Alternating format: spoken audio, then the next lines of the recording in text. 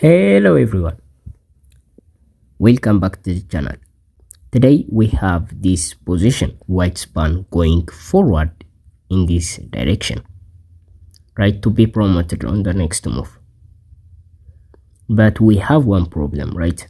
The rook is attacking the bishop, and of course this is not going to be easy for us. But with the correct play, white can manage a win, and white has only one single move to do so. So guys, as always, if you'd like to pause and guess the move on your own, go ahead, pause the video and guess the move. Best of luck.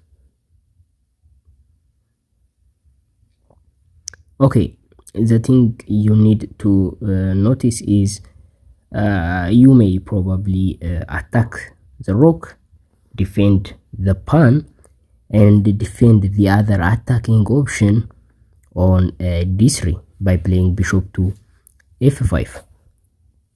But the problem with this move is black is going to play rook to h8 and defend the promotion square. So this is just a draw because black will just simply sacrifice the rook against the pawn, right? So this is just easy for black. Even a beginner chess player can get the idea and draw the game if we do this kind of move. It looks nice and it looks logical, but it doesn't work for this reason.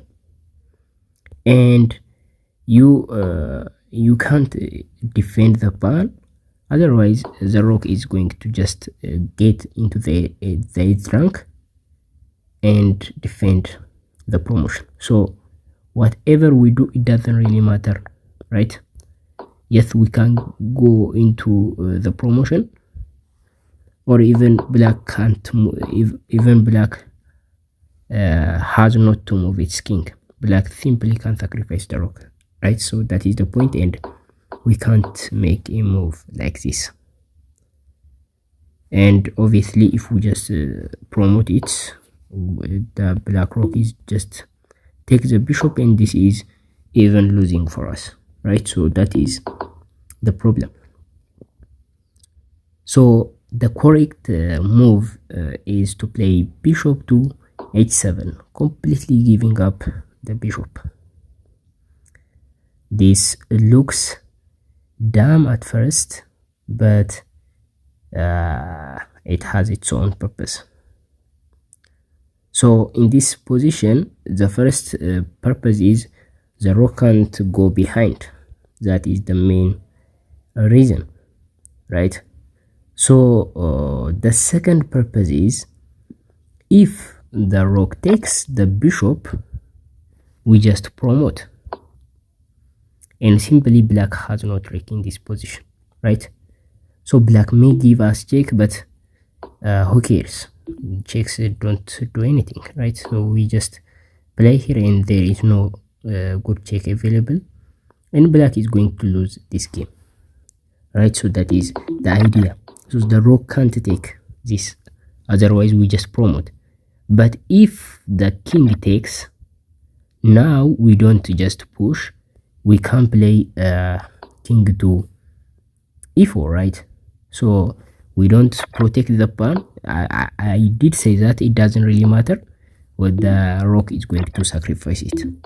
Instead, we just play king to e4, right? So the idea of e4 is just simply to defend the rook. So the rook can't go into the 8th rank because of the king on the way, and can't go behind the pawn because of our king protecting the main square. So that is what we are going to do.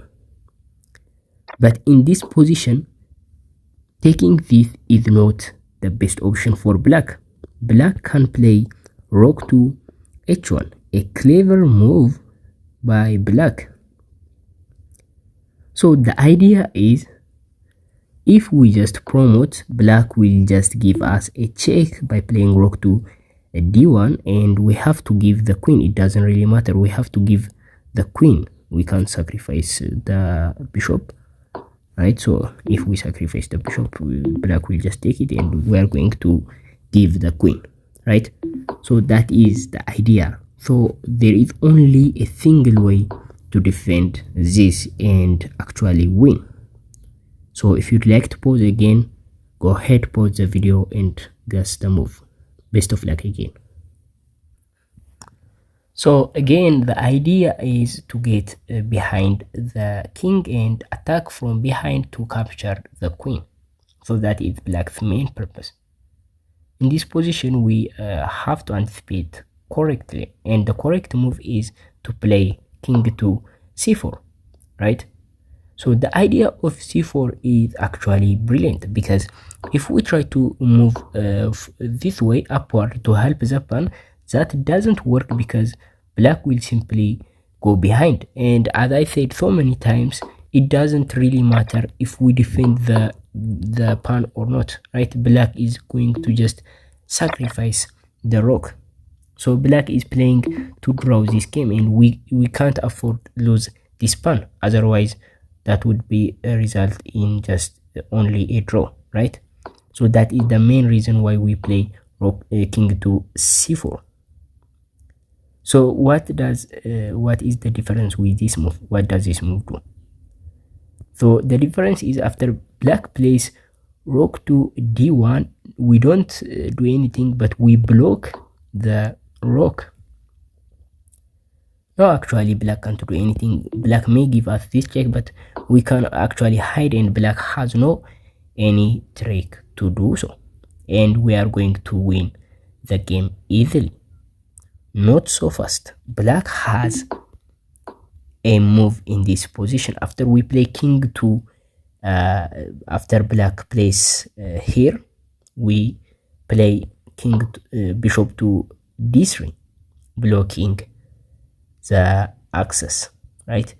But instead of playing here, black can play rook to c1. A very clever idea, because now if we play here, black will just go behind, give a check, and at the time we just move, black will just capture the remaining pawn, which means our winning chance has gone with the pawn, right?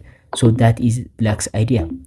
And you may probably play any random move, but black is going to just get behind. So by giving a check, black makes the king to move to any of these squares. It doesn't really matter. Black will just go back to d1 and attack the pawn, and obviously black would sacrifice the rook against the pawn. So that is the main reason. But in this position, black has one way to save the game, one single move, and that single move is bishop to c2, sacrificing the bishop. But what is the main purpose of this move? Now the bishop is obviously controlling the d1 square, so the rook can't play there, right? But when the rook takes the difference, here comes the difference. When the rook takes the bishop, we can play to d3. Previously in this position, we can't play to d3 because of the rook is on the first rank. So when the rook plays on the d file, the king can't attack it or can't control it, right? But now but now after we play bishop to c2, the rook is one step up, right? So the rook is on the second rank, and we are controlling the second rank d file, or the d2 square, right? So the rook can't go there, and black may fight for the best by playing just this move. So this is the solution of the puzzle. So guys, these are the solution. Make sure to subscribe to see similar chess puzzle videos like this. Bye.